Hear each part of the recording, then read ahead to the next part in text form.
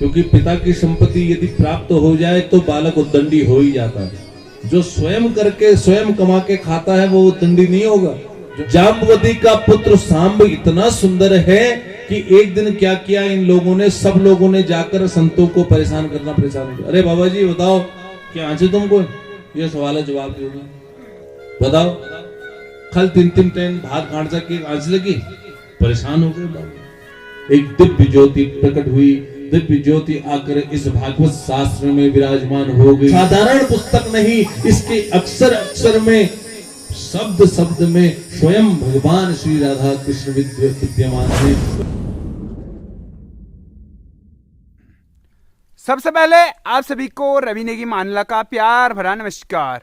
स्वागत है आप सभी का देवभूमि उत्तराखंड सल्ट अल्मोड़ा मानेला क्षेत्र के ग्राम सभा तल्ली भैंसी खेत में। आज तारीख 15 नवंबर और अभी दिन के 2 बज चुके हैं और मेरा व्लॉग आप तक 16 तारीख को आ रहा होगा, तो उसके लिए माफ़ी चाहता हूं। तो अभी मेरा दोपहरी का भोजन हो चुका है और जो आज का मौसम है, सुबह से अभी तक धुंध छा रखी है, ठंड का पूरा असर हो रहा है। तो अभी दोपहरी का भोजन करके मैं जा रहा हूँ तल्ला मंदिर, माँ मानिला पावन धाम। तो वहाँ पर आज भागवत कथा को 7 दिन होने वाले हैं। कल है भंडारा, तो अभी के लिए चलते हैं तल्ला मंदिर। तो आपको भागवत कथा सुनाते हैं और हम भी भागवत कथा सुनते हैं। तो होले होले लग जाते हैं बट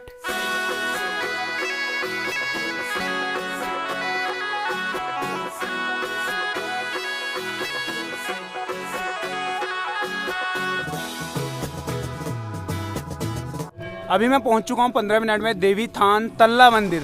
तो सीधे चलते हैं जहां पर कथा पांडाल चल रहा है, तो लग जाते हैं बट यहाँ पे साधु जी पहुंच चुके हैं। तो धीरे धीरे कदमों से हम कथा पांडाल की तरफ को चलते हुए महाक्रूर व्यक्ति है और कभी भी सत्ता से दूर जा सकता है। अब इधर विक्रमदा चाहती थी कि भगवान से ही हमारा प्रेम हो, भगवान से ही हमारा वरण हो। स्वयंवर रचा झूठा मूठा कि दुर्योधन सबसे बलशाली है, वही विजय होगा। इधर चुपके से भगवान आए तो आज जो भीड़ है अच्छी देखने को मिल रही है। यहाँ पे गद्दी में बैठ गए, इधर आई विक्रमदा, गले में माला डाल दी, भगवान ने पकड़ा, हाथ चल दिया, विवाह हो गया। कौन सा? 5वां। अब आया 6ठा विवाह। कौशल देश के नरेश नग्नजित, इनकी पुत्री है सत्या देवी। इनकी बड़ी आश्चर्यजनक शर्त थी। शर्त ये थी कि 7 बैल थे इनके पास, बड़े बलिष्ठ नग्नजित के पास। बोले एक बार में एक ही रस्सी में जो इन 7 को एक साथ बांध देगा, उससे अपनी पुत्री का विवाह। कई राजा महाराजा आए हैं, कोई कबाब फोड़ में ले गए, कोई घून फोड़ में ले गए हैं, बैलों ने खूब मारा सींगों से, लेकिन भगवान ने 7 रूप बनाए और एक बार में ही सबको एक साथ बांध दिया और विवाह कर लिया सत्या देवी से। 6ठा विवाह हो गया। 7वां विवाह हुआ भगवान की अपनी ही बुआ की पुत्री भद्रा देवी से, बुआ की लड़की से विवाह किया, क्योंकि बुआ को इतना प्रेम था भगवान से कि अनन्य प्रेम था। और उस प्रेम को और प्रगाढ़ करने के लिए, एक चिन्ह रखने के लिए अपनी पुत्री भद्रा का विवाह भगवान से कर दिया। विवाह हो गए कतु 7। 8वां विवाह हुआ मध्य देश की कन्या लक्ष्मणा से। और लक्ष्मणा का विवाह वैसे ही हुआ जैसे द्रौपदी का विवाह हुआ था, कि तेल की कढ़ाई और ऊपर मछली, मछली की आंख देकर निशाना लगाना है। भगवान ने ना तेल की कढ़ाई देखी ना मछली की आंख, एक बार बाण चलाया और सीधे विवाह ही हुआ। 8 हो गए विवाह। बोले लक्ष्मी नारायण भगवान की जय। ये विवाह, ये जो अष्ट सिद्धियां हैं, ये वही 8 देवियां हैं। 8 प्रकार की जो प्रकृति है, ये वही 8 देवियां हैं। इसके बाद हम 16,100 विवाह और रह गए। इन विवाह के बारे में पूछा परीक्षित जी ने। सुखदेव जी कहते हैं उसको भी बड़े ध्यान से सुनो कैसे हुए। बोले ये 16,100 विवाह एक ही मुहूर्त में एक साथ हुआ ये कि प्राग ज्योतिषपुर नाम का एक स्थान है, जानते हो कहां है? खबर से कच्चू मैं बताता हूं। वो है आसाम में। हमारे भाई साहब आए हैं ना, उपाध्याय जी, महानंद उपाध्याय जी, वो प्राग ज्योतिषपुर से ही आए हैं। आसाम में वो स्थान है और शोणितपुर जहां ये रहता था वही है। तो वहां पर एक भौमासुर, यद्यपि उसका नाम था नरकासुर, लेकिन भूमिपुत्र होने के कारण भौमासुर नाम पड़ गया।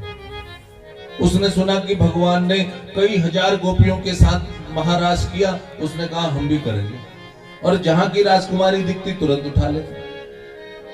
उठाते उठाते 16,100 राजकुमारियां आ गई। अब जब इतनी देवियां एकत्रित हो गई तो एक दिन अवसर मिला, किसी के माध्यम से भगवान के पास उन्होंने पत्र भेजा कि भगवान हम ऐसे ऐसे संकट में, हमारी मुक्ति करो इस दुष्ट के कब्जे से। भगवान ने सत्यभामा देवी को कहा, क्यों देवी हृदय से घूमो?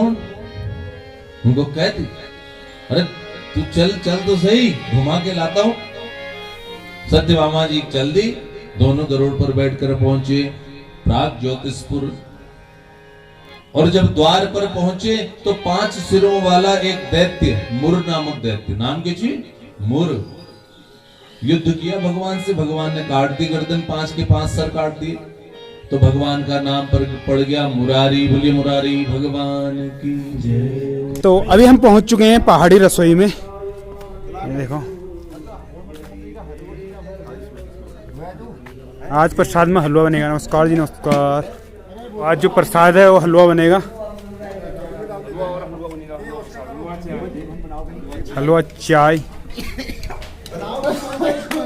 पहुंचे और सुदामा को लगा कि शायद अब नहीं आएगा, देर हो गई, राजा है, पहचान भी नहीं पाएगा। लौटने लगे, थोड़ी दूर आगे चले थे कि भगवान द्वार तक पहुंच गए और द्वार पर जाकर आवाज दी कि सुदामा बिना मिले चला जाएगा क्या?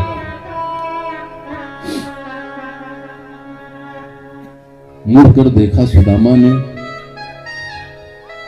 कि अरे साक्षात राजाधिराज श्री कृष्ण मुझसे मिलने आए।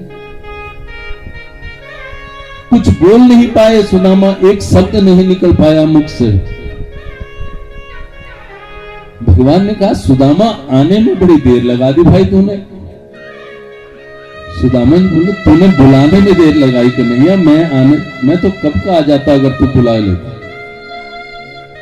दोनों मित्र एक दूसरे के गले लग गए। आज ऐसा लग रहा है मानो धरती और आसमान का मिलन हुआ हो।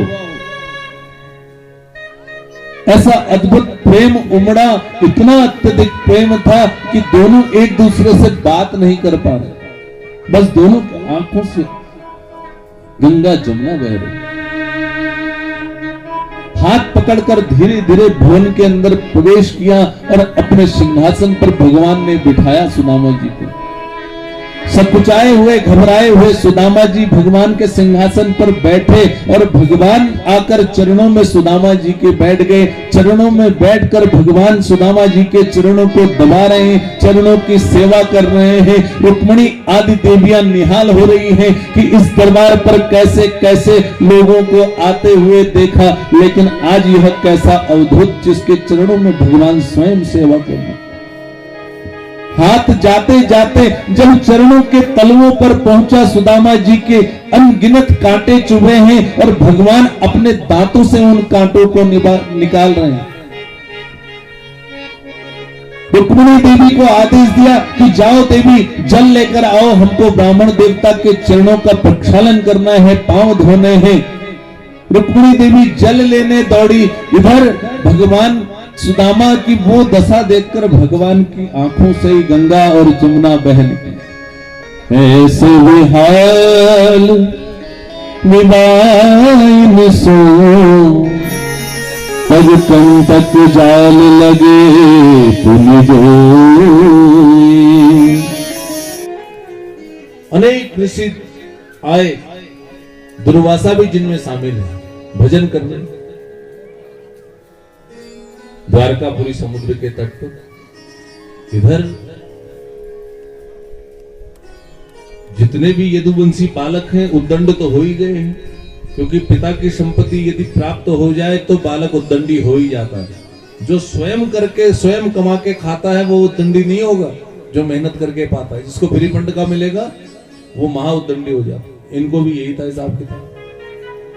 जाम्बवती का पुत्र सांब इतना सुंदर है कि एक दिन क्या किया इन लोगों ने, सब लोगों ने जाकर संतों को परेशान किया। अरे बाबा जी बताओ क्या आज तुमको ये सवाल जवाब दोगे, बताओ। कल 3-3 टाइम भात खाने सके आज लगी, परेशान हो गए। एक दिन सांब को पहनाई साड़ी और पेट में बांध दिए कपड़े, ले गए ऋषियों के सामने कि महाराज यह है हमारी भाभी, इस बार गर्भवती है, बताओ लड़का होगा या लड़की। और ऋषि मुनि तो मुंह बंद करके बैठे, लेकिन दुर्वासा जी को क्रोध आ गया। ये दुष्ट रोज ही परेशान करने आ जाते हैं। श्री कृष्णचंद्र के वंशज होकर ऐसे तंग करते हैं ऋषियों को।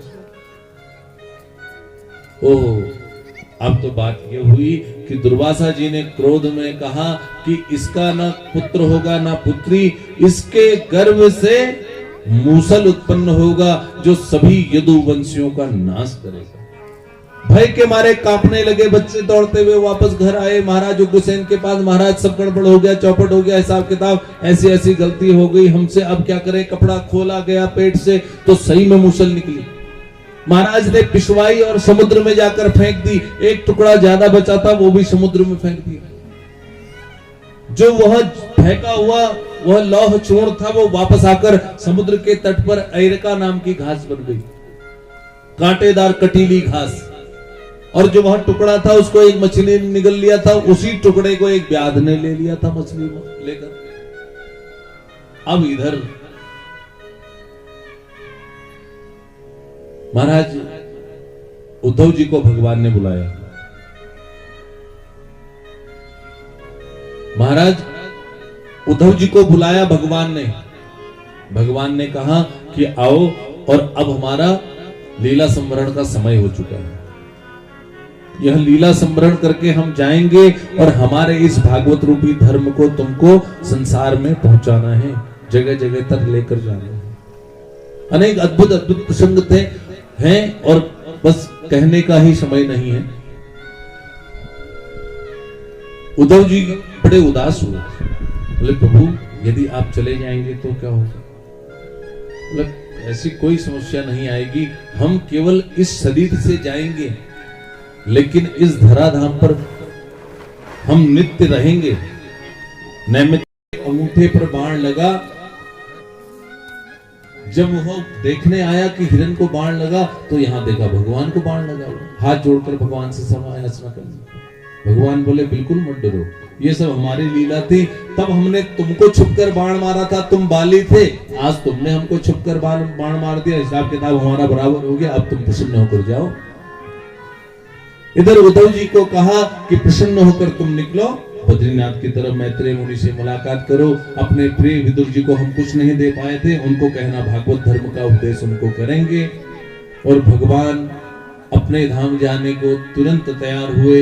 एक दिव्य ज्योति प्रकट हुई, दिव्य ज्योति आकर इस भागवत शास्त्र में विराजमान हो गई। तेनेयं वाङ्मयी मूर्ति प्रत्यक्षा वर्तते हरि।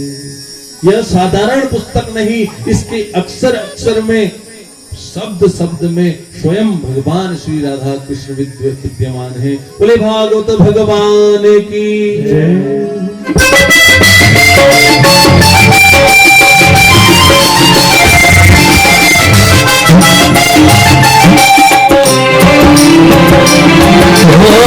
मैं दीन हूँ दुखिया भारी, आया हो प्रभु शरण तिहारे, आया हो प्रभु शरण तिहारे, आया हो प्रभु शरण तिहारे।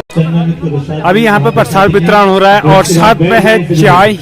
बैठ जाओ, बैठे बैठे आपको जलपान की व्यवस्था, प्रसाद की व्यवस्था है। सभी लोग प्रसाद लेके जाएं और कल का समय का ध्यान रखें। आप सभी लोग कल 10 बजे तक पहुंचे।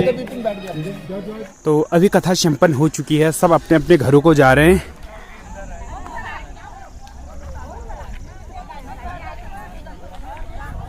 अभी समय 5 बज चुके हैं, तो कथा संपन्न हो चुकी है, प्रसाद वितरण हो चुका है। तो अभी के लिए हम भी चलते हैं घर को, और कल है भंडारा। और आज का ब्लॉग करते हैं यहीं पे एंड। तो कैसा लगा ब्लॉग? अगर पसंद आए तो लाइक सब्सक्राइब शेयर जरूर करें। मिलता हूँ आपको ऐसे इंटरेस्टिंग ब्लॉग के साथ, तब तक के लिए नमस्कार। पहला